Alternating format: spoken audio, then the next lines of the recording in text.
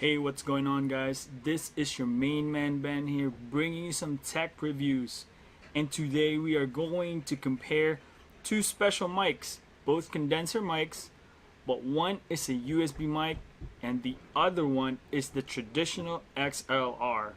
So we are going to compare which one is best for your style and which one would be the best overall investment that you can make. So check this out real quick. So what we have in here is a USB microphone. So this is a Marantz Pro NPM 2000U. It's a very simple platform that only takes a USB to plug it in there and hook it up directly to your computer port. So there are no gains, balance, or any other features in this microphone. As you can see, there's no buttons. So on top you can see the cardioid pattern for the condenser microphone. So the way you use this is that whenever you see this circle with like a broken heart piece, that's where you're gonna talk. So like this. Very straightforward. I'm gonna show you how you set it up. Put the USB cord, plug it in your USB port in your laptop. That's about it. Alright. Moving on, so this is your traditional microphone, an XLR microphone that you hooked up in here with an XLR wire that you need to purchase separately. Most of them, typically, you gotta buy them separately. So either you have a phantom power that supplies, I believe, 24 volts. Quote me on that one. But yes, you need to have an electricity supply to power this baby up. Travel through the phantom or an audio interface, which I'm going to show you too, that goes to the device. So this wire right here goes to a USB interface or a phantom power. Now that box, the audio interface of phantom power, goes to your computer. So in other words, you have a little bit of outlet. So if you buy this, you got to make sure that you have a box, either a phantom power that converts your mono signal to digital going to your laptop. So there are a few devices that you can use or test to the best of your style and the quality that you want to achieve. But basically you need another device to make this thing run. So in this case, I chose to get an audio interface from Behringer. So this is very unique, guys, because you can control your gain. And this side, you can control the amount of volume that it emits. It processes it in here in the box, going to your PC. So everything is controlled in here. And plus, on top of that, this, you plugged in your headphones. At the same time, you put it in the active monitoring system in your interface. There will be no latency, meaning when you talk, there will be no delay when you hear whatever you're saying, or if you have a podcast, whatever you guys are talking, there will be no delay. That's not the case with the USB microphone. There will be a latency in it, and pretty much you're gonna need a lot of intervention, especially software, third-party software, or in some cases it's built in, so nothing you can do with the latency. Now we are going to test the difference between the USB mic and the XLR mic. So what we have right now, guys, is the XLR microphone. So we have it set up with a little bit of pop filter and this mic sock to prevent any other noise that goes in the back.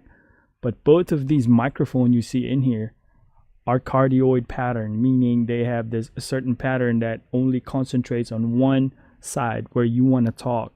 It's gonna try to isolate whatever it goes around it.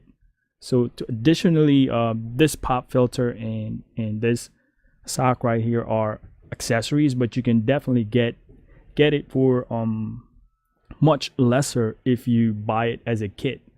So overall, guys, right now we are at 60% gain in our audio interface. So I will show you we are at stock settings. Every single thing that we're trying right now or testing, they are both the same features or the same limitations. So what we have XLR and USB, they're in the same settings default. We're not adding anything, even in the post. So right now I'm at 60% in our audio interface. I'm gonna crank it up a little bit so that you will find out how does it change. USB don't have that feature, so cranking it up. 75%, 80%,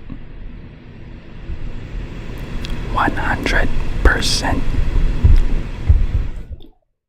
Yes, so there is no latency, guys. Whatever I say, I can hear it right down here because these two are plugged into the audio interface and not in the laptop itself. So it's not processing anything. The signal coming from the microphone is going back out to the headset, which is zero latency. So if you are doing podcast broadcasting, this would be perfect. Again, this is our XLR microphone. So what we have right now is our USB mic. We are testing our USB mic. Once again, these are the default settings on our USB mic, since we are not altering anything. If we are going to change anything, we are just going to change it in post-processing. But if you notice, I'm not wearing any headset because there is a huge latency. Maybe I would say 0.02 or 0.04 seconds. So if I wear my headset and it's plugged in directly to the laptop, I am going to hear myself delay in the headset, and it's going to affect my conversation with whoever I speak if I'm doing podcast or my reviews. So it's not really practical for me to use a headset to monitor the audio quality or any noise that I can monitor. So yes, that would be the downside of the USB mic if you ask me. Now, the positive side is that you don't need an audio interface.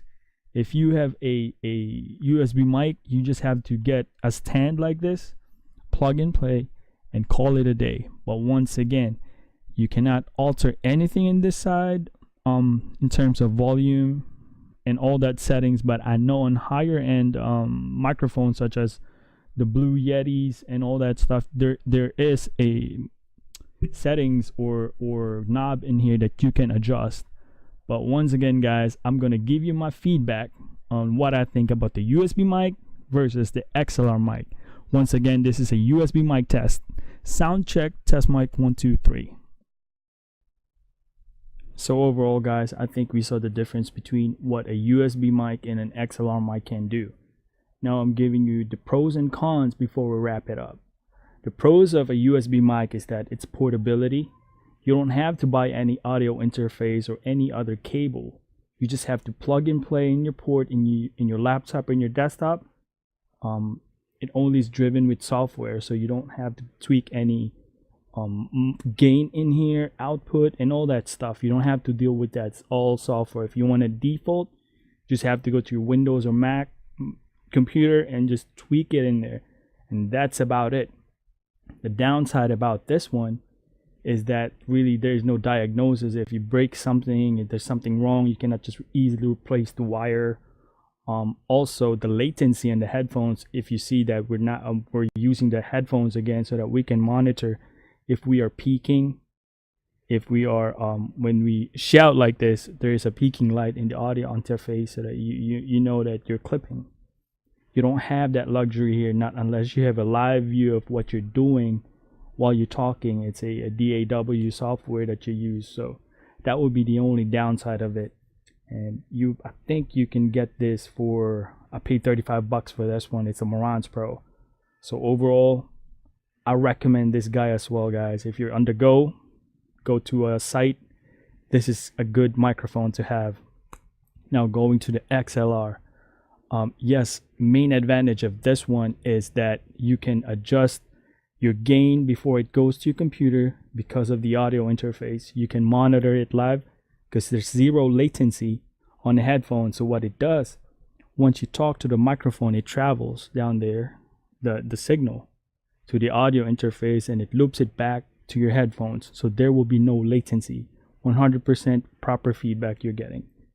And the output, you can also adjust it from here, going to your laptop before it processed to your device. So if you ask me as well, this is a good thing to have. The only problem or the cons that I'm looking at it is that the price range, it could be expensive. The mic can be upgraded, that's a pros. Also, it can be a con because you have to probably change the wires, and you got to have an audio interface or a phantom power that needs to transfer that signal to digital, from mono to digital. So that's the only thing problem that I think about it. Yes, but overall, these two microphones is a great buy. I think it's a big upgrade if you're doing podcasts, commentary, and all that stuff on YouTube, and it's a very good step to have a proper audio when doing these things. But thank you for watching, guys. Once again, always remember, God is good all the time. This is your main man, Ben, here.